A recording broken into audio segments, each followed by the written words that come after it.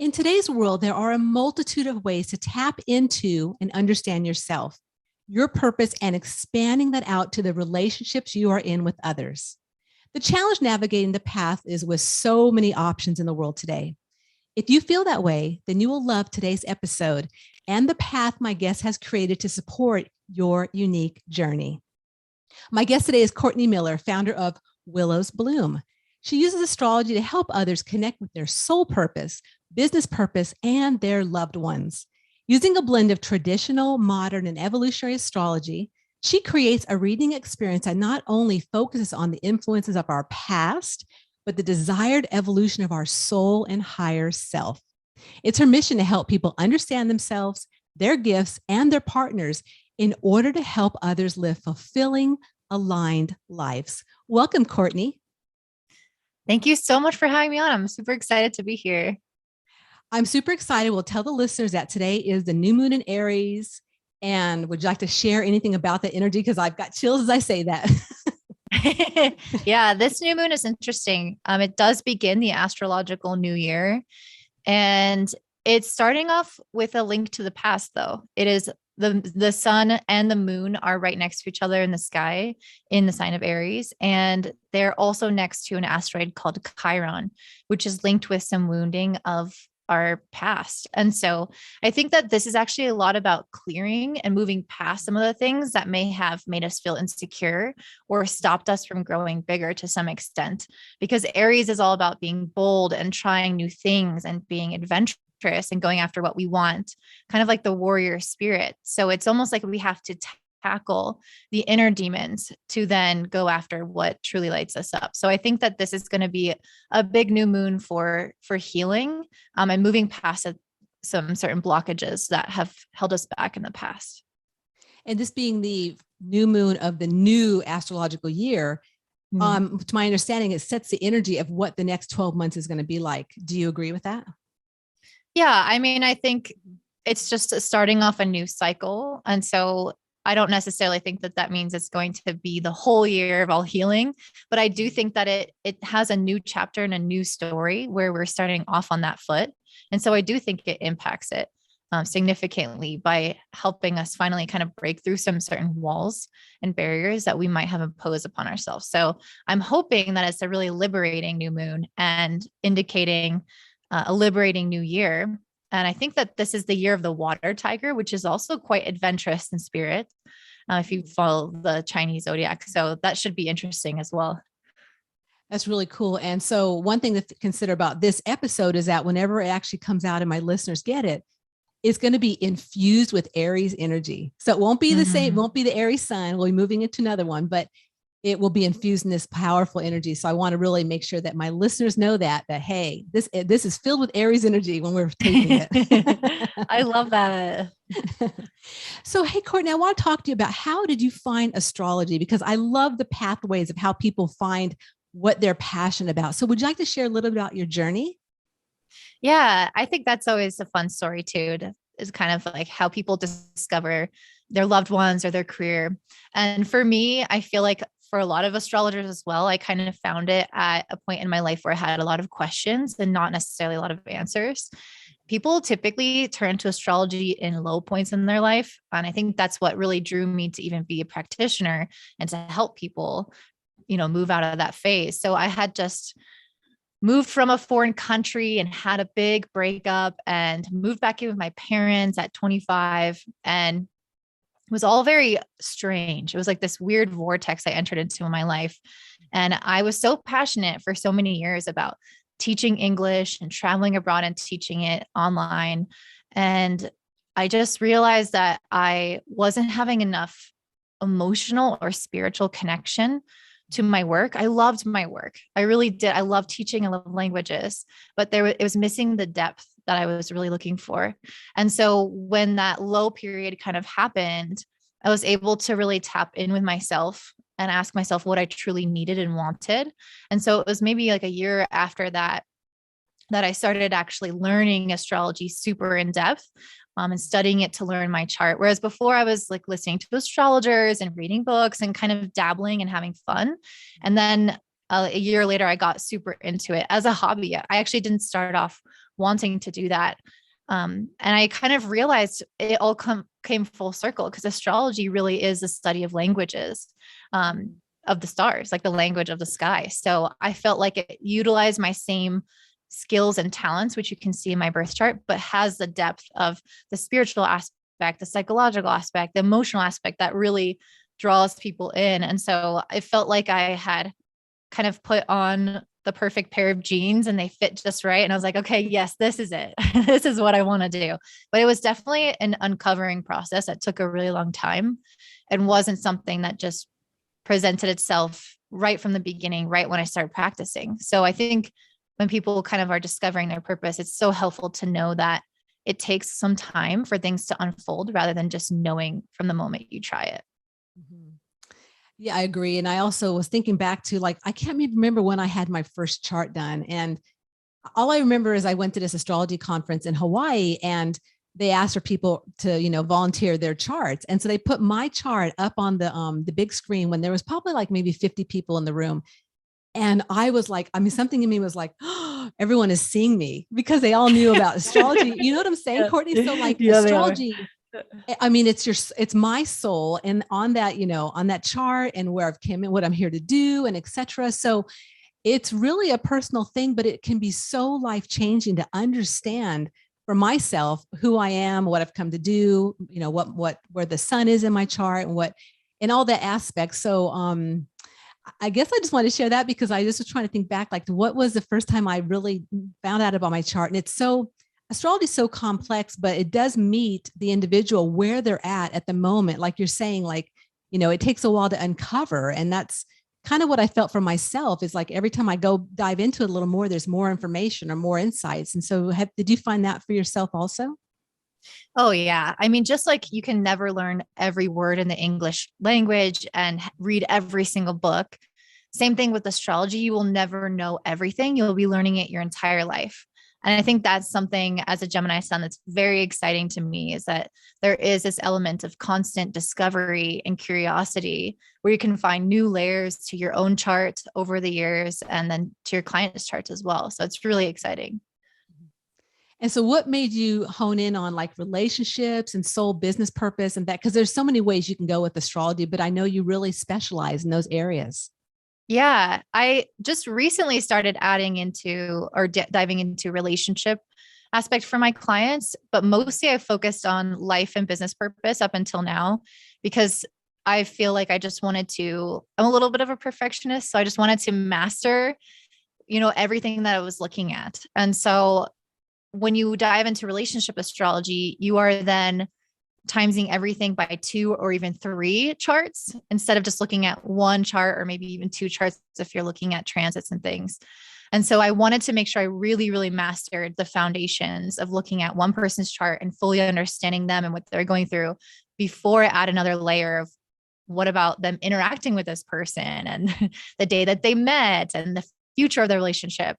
So yeah, I started off kind of in that way. And I really felt like what makes life wonderful is love and also career, because I'm super career oriented. So I really just felt like those are things that I care about. And so I think that's kind of what everyone cares about, honestly, that and like children and money, but those aren't really not my forte. So. Well, and I can appreciate that, because a lot of astrologists just do a generalized and they don't hone in on a specific area. So I myself can really appreciate, like, just I'm working with relationships. I'm working with, the soul or business purpose of what this person's doing. That's really exciting, because then you can really hone in on that and understand more about it versus, I mean, you can still obviously do a generalized chart, but really helping people in those areas is really important. And for myself, I believe that we're all here to be in relationship, to learn and grow. So having those types of key relationships is really important in our lives, and understanding them to the depth that astrology can take it to is exciting. So before we met, I had talked to you and mentioned that in 2012, I went through, was it 2012? Yeah, 2012. Is that right? Or did I say 20? I think you said 2017. Yeah, my bad. 2017. Okay. Yeah, no, you're like, oh crap, Teresa, I got the wrong one. No, it's 2017. Yes. And so much happened in that year that I brought it forth with you to kind of share a little bit about how you would look at my chart and my current husband's chart, and all that kind of transpired from there. So I'll let you kind of share a little bit about what you found in the charts. Yeah. And Yeah. So basically, what I did was I first looked at the synastry, which is basically two people's birth charts together, and kind of seeing how you guys interact. And the conjunctions and the oppositions are usually the strongest points where you can see really where things start to play out in your relationship. So I looked at that, as well as something called a chart overlay, or it could be synastry as well, where you look at where, one person's planet falls, like which area of your chart it falls in, and the other person's chart. And that kind of shows what area of life they light up for you. So you might have someone who brings a lot of career opportunities into your life, or who makes you want to have children and things that you've never wanted before or have experienced before. Another person can stimulate within you. So I looked at those, and I also looked at the timing. So I'm looking at the transits that each of you individually were experiencing at the time of your meeting. What's interesting is that you guys went through a similar kind of disruptive element a few months before your meeting. So yours happened around May of 2017. You had Uranus passing over your Saturn, and Saturn is actually your relationship planet in your chart. So when I look at somebody's relationship planet, this might get a little bit confusing if you don't know any astrology. So just bear with me. But if you use whole sign houses, you can look at the sign that starts the 7th house of relationships, and the planet that rules that sign will be your relationship planet. So you might want to look that up if that's something that's way over your head, but it shows you a lot more than just looking at your Venus. Everyone talks about Venus, the planet of love. Yes, that's super helpful. But also the planet that rules your 7th house is going to talk about your love. So when you had Uranus pass over it in May of 2017, this is going to shake up your love life. It's going to shake up that foundation, maybe make you want more freedom, more independence, more spaciousness, more authenticity, more aliveness in your life. And then I found it interesting that that happened. And then right after that, in July of 2017, you had Jupiter come in and make a really beautiful sextile to your natal Venus, which is giving you an opportunity for love. So I can see how there had to be some mix up, some shake up in your kind of foundation of relationships in order for that new opportunity to bear fruit. Do you want to share anything about that before yes, I talk do. about Tom? Thank you. You're so intuitive, Courtney. I will just share that at the beginning of May, I went through a huge thing with someone in my family. And after that, my energy shifted and I was done with being with that family. Like like the energy broke open, and I was preparing for what was going to happen in July, even though I didn't know consciously. So you're spot on. Yeah. I got chills. I say you're spot on. Yes. May was huge. Yes. And Tom had a very similar experience, because actually where your Saturn is, Tom has his moon. So when you guys went through that experience, Tom went through it around a similar time period. His was a little bit before his took place in March of 2017, but he had Uranus pass over his moon. And the moon has a lot to do with the home, the family, our emotional stability, our upbringing, our relationship with women and with our mother in particular. And so whenever I see Uranus go over the moon, I'm seeing somebody who's shifting on an emotional level or a deep internal level, and maybe realizing certain elements of their needs that weren't being met in some capacity. And so I could see him really examining the inner workings of his life and what was contributing to his emotional stability or lack thereof. And so I feel like that shakeup kind of happened then, and maybe around March time. And then in July, he had some interesting things come in. First of all, he had Saturn trining the moon. So it's like all that destabilizing energy within himself, within the home, it all became stable again. It all became like firm again, like he had some ground to stand on at this point. And so his emotional maturity kind of kicked in, or his home life stabilized in some way that made him feel good. He also had Venus and Jupiter making an exact trine with his sun, which presents new life opportunities. It's not always going to indicate a relationship, but it definitely indicates like a new path being opened up for him in his life that he has the choice to act on. or not, whatever you want, because there's always an option there with Jupiter. And then, of course, I saw some other elements of the sun and Mars squaring his natal Mars, which is actually his relationship planet. So both of you guys were undergoing some aspects to your relationship planets around this time. So I think it makes a lot of sense that you were having some, big changes in that area of your lives. Mm-hmm. So as far as for Tom, I don't know specifically what happened, but I do know that around that time frame, so we met up at an event in Iowa, a spiritual retreat, and around that time he was getting the offer of coming there. So so there was a lot of like, do I go? What do I do? And so different things were going on. So he definitely was having some inner stuff going on then, and that is so fascinating. So fascinating. Yeah, because with us meeting, he could have definitely said no and moved on and did his thing, but it was definitely a huge life shift for both of us.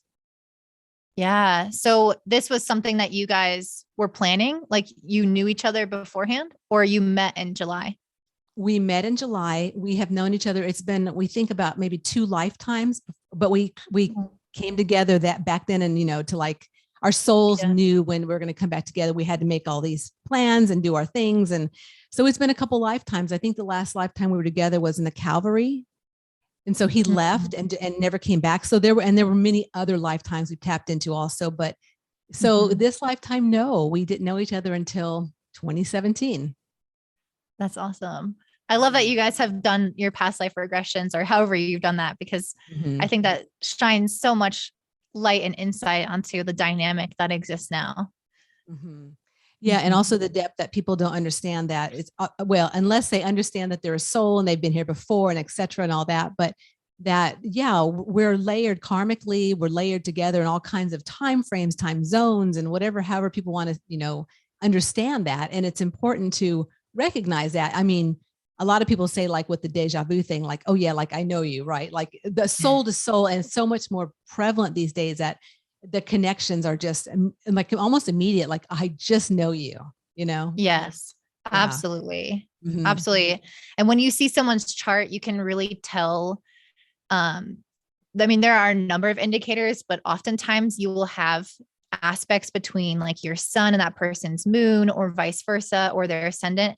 And that's usually when you feel that kind of click moment of like, gosh, we're so similar. Or I just feel like I've known you my whole life. That especially happens if like their moon is the same as your sun sign. And I have that with my brother, for example, and we're just so different, but yet we're best friends. And that's super I think cool. it's so cool to look at synastry of all types of relationships to see that. Yeah. And so I really I thank you for doing that with Tom and I, and just giving that sense of understanding bigger picture, and letting the listeners know how you work with the charts, because it's super cool. And I would like to dive a bit into transits, and and sharing with people about, how the transits of where we're at now and how that affects, how it can interact with the birth chart. So if you'd like to share a little bit about that, Courtney, that would be awesome. Yeah, I actually have a personal anecdote about looking at transits and how that kind of can play out helpfully in relationships. I was dating somebody and he was experiencing a transit, which, if you don't know what a transit is basically looking at where the planets are nowadays in relation to where they were when you were born. And they make aspects or angles between, where they are now to where they were when you're born. And so the planetary aspects generate energy, and that somehow affects our lives. How that works, I don't know, but there is something going on there that the ancients knew about. And so when we see transits, like having Uranus go over your relationship planet or your moon, or with my ex at the time, having Mars opposing his natal Uranus, these are all things that create this desire for change and freedom. Or maybe you have a Saturn transit and you're desiring to settle down and have commitment and stability in your life and maturity, like kind of going on to the next phase of your life. Or maybe you're having a transit with Jupiter and you really want to travel and learn and study new things. But basically these transits will show you kind of the chapter that you're in, the energy of that time period. The slower moving planets create longer chapters. The faster moving planets create really short chapters. And imprints on the energy of that period. And so basically you can start to understand the needs of your partner by understanding the transits that they're experiencing. And so when I was dating someone, he had his Mars opposite Uranus transiting. And this was a time when he needed some kind of change in the relationship and space. And if it weren't for that, I actually think we would have broken up.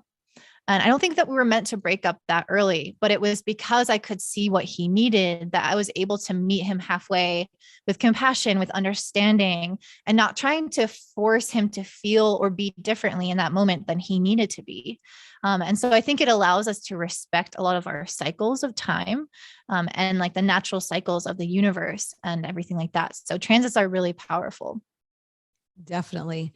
And what I kind of understood what you're saying too is it helps with your direction and a bigger picture of life. And what was coming to me as you're talking is, as important that it is to understand the relationships of others that you're interacting with, but it's really important to understand yourself and what you're going through at the moment. So I'm sure you agree, right?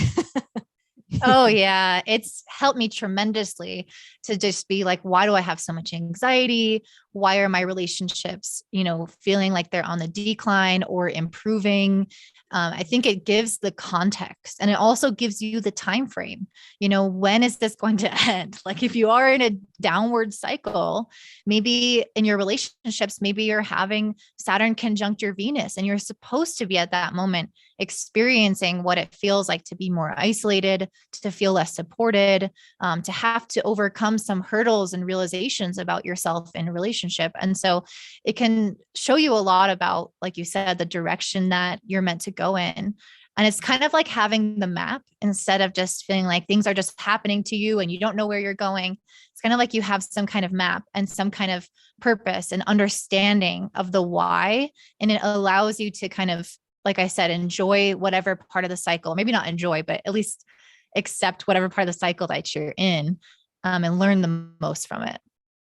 And I always like to see and there's knowledge in power and understanding. So the more that I understand about myself and my journey and what I'm going through, the more I can embrace it, and I can be enthusiastic, or I can, if I feel like crap, I can be feeling like crap and knowing why. So it's another, I just love astrology, and it's just such a profound tool to access. And so some of the listeners that maybe have not ever had a reading, share with you like some of your sessions, or what you might offer someone that goes, I don't know. I don't know about my life and I need some help. Hey, Courtney, how can you help me? Yeah. I mean, I think that I'm somebody who likes to go deep. So people will come to me and they'll have these questions like, what am I supposed to be doing right now? I'm in this weird phase of my life or whatever it is. And I really try to get down to what their soul came to this life for. What are they here to balance out from the past? What are they here to learn? And sometimes we have careers as vehicles in which to learn those lessons. And other times the career is kind of adjacent or not necessarily part of that.